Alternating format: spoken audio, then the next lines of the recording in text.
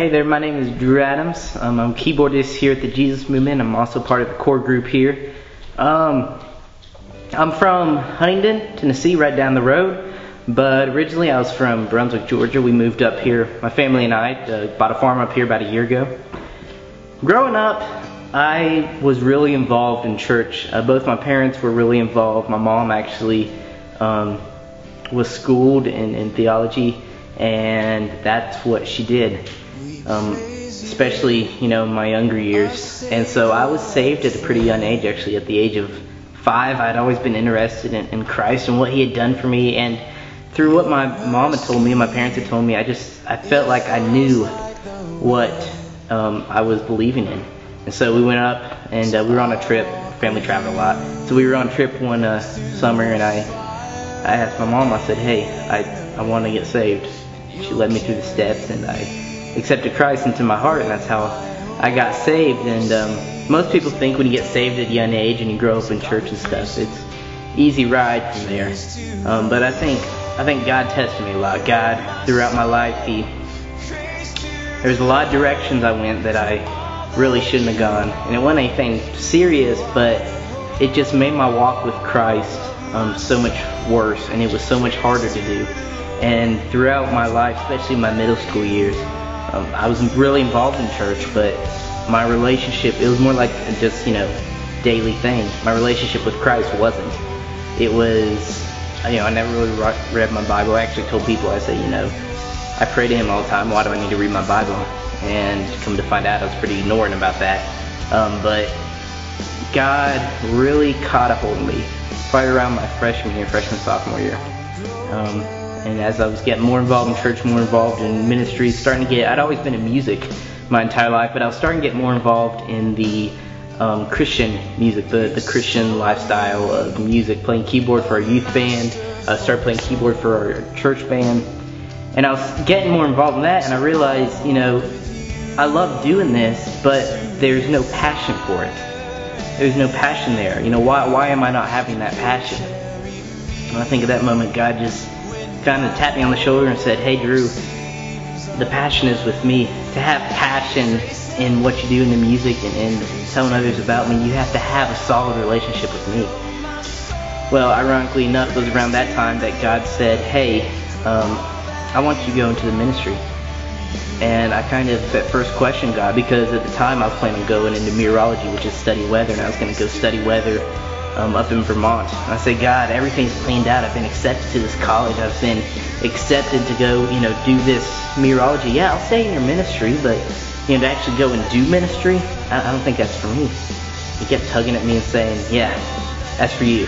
That's what I'm calling you to do. I'm not calling you to go do weather. I'm not calling you to go do all the rest of stuff. I want you to go and work for me. And so as He called me into the ministry, and my life turned 180 degrees.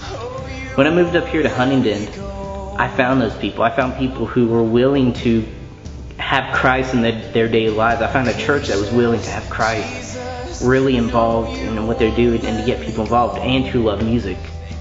And then later on in the year, I'd been doing all this for a while, doing ministry at my own church and talking to people at Bethel. A friend of mine came up to me and said, hey, they're starting this new ministry.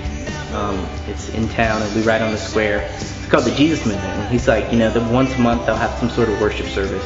And at first I thought he was talking about, we'd actually be on the square, like outside all the time. But then I came to the realization we were actually in a building. They apparently bought this building, and they were renovating it. And I said, well, you know what, I'm pretty busy right now, I'm not sure.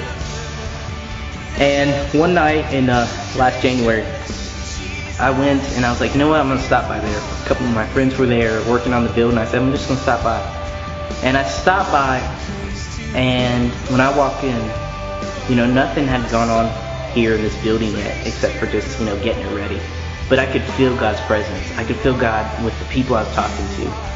And apparently a couple of my friends said, I told them I was a decent keyboardist, which surprised me. But I was like, we want you to come play. I was like, hey, I was just gonna, get involved in coming a little bit. And they're like, well, we want you to play. So I got involved and started playing with an awesome group of musicians. I mean, musicians who have a heart for God. And I've played with Christian musicians for a long time. Ever since my freshman year of high school, playing with Christians. But it's not the same as playing here in this band. It's not the same as, just your normal band or normal bunch of musicians. These people are Christians in and out, and they have a heart on fire for God, and they have a heart to worship. Not just at our events, but during practices. They want to be there, and they're passionate about God and passionate in the worship that they're doing. You can see it in their faces, you can hear it in their voices, you can see it when they're playing their instruments. And as I met these people and as I got involved, I realized, many years back when God had said, I need you to get more involved with me.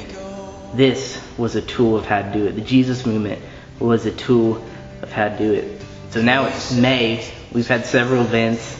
We've seen people grow closer to Christ. I've grown closer to people here in McKenzie, at Bethel, here at the Jesus movement. People who have really had a powerful impact on my life. And I've seen God working here in ways that I never expected. And if you told me a year ago that I'd be sitting here in front of a camera saying that I was involved in a big ministry or something that God was really working in this little small town of McKenzie, I would have said, nah, not me. I'm going to go somewhere big. But no, he brought me here to a small town so that I could do something big. And that was the Jesus movement. That's how he's been working here, and it's pretty incredible. And I love to see what he's going to be doing in the future.